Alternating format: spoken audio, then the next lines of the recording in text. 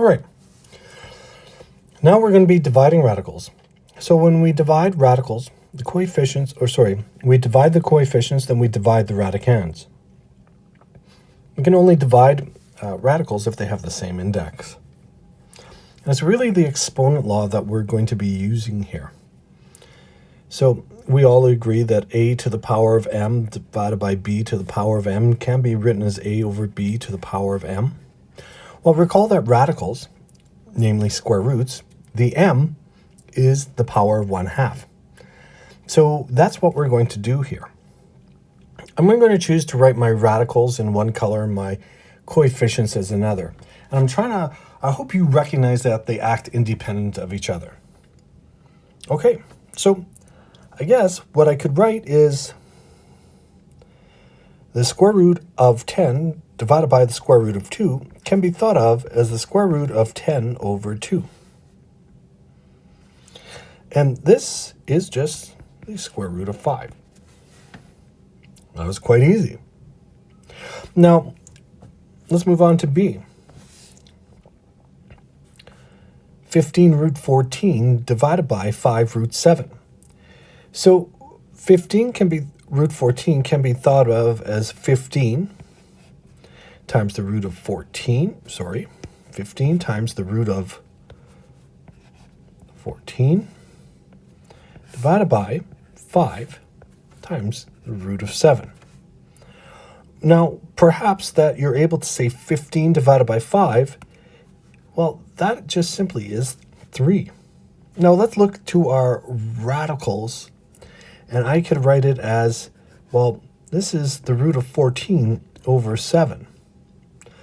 So really, this complicated expression can simply be written as 3 divided by the root of 2.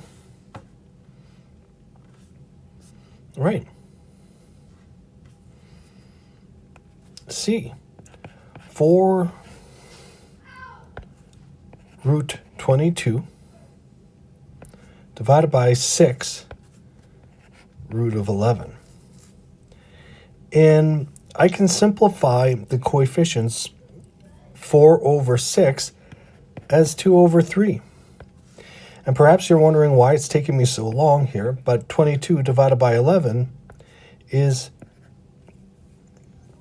simply 2. So this is really 2 over 3,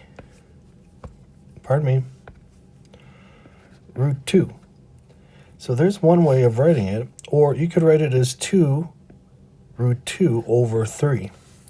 Those two mean the same thing. Be very careful. All right. Last, but I'll just jump straight to the cube. So, and really it has nothing to do with cube roots or anything. It's really quite straightforward, but we see the indexes match. That's the really important thing. So really this is 4 over 2 times root 6 over root 3. Now, if you notice, I set it in a different order. That is, I took my coefficients, took a look at them, and then look at my radicals. So 4 divided by 2, simply 2. Root 6 divided by root 3, well, you could take a detour and say that it's the root of 6 over 3, or that's just simply root 2.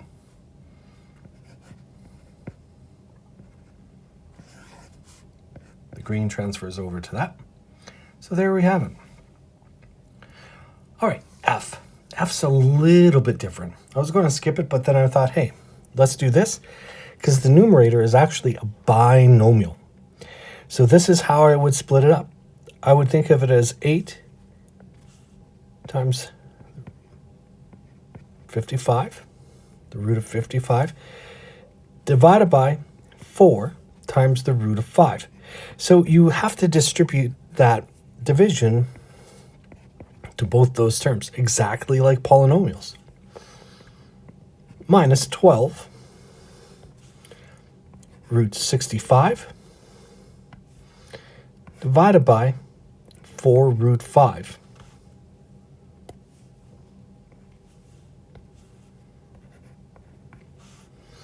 So I'm going to take a look at this first term here.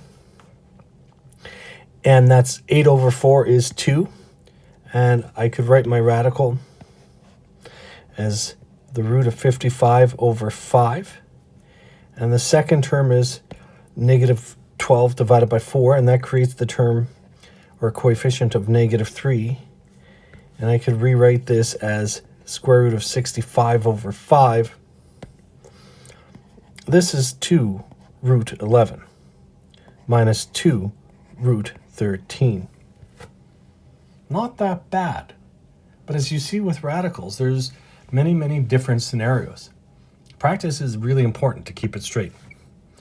However, I'm just going to make one small, tiny comment about this. Fellow math teachers would get quite angry at me simply because the radical has to go all the way down to the numerator.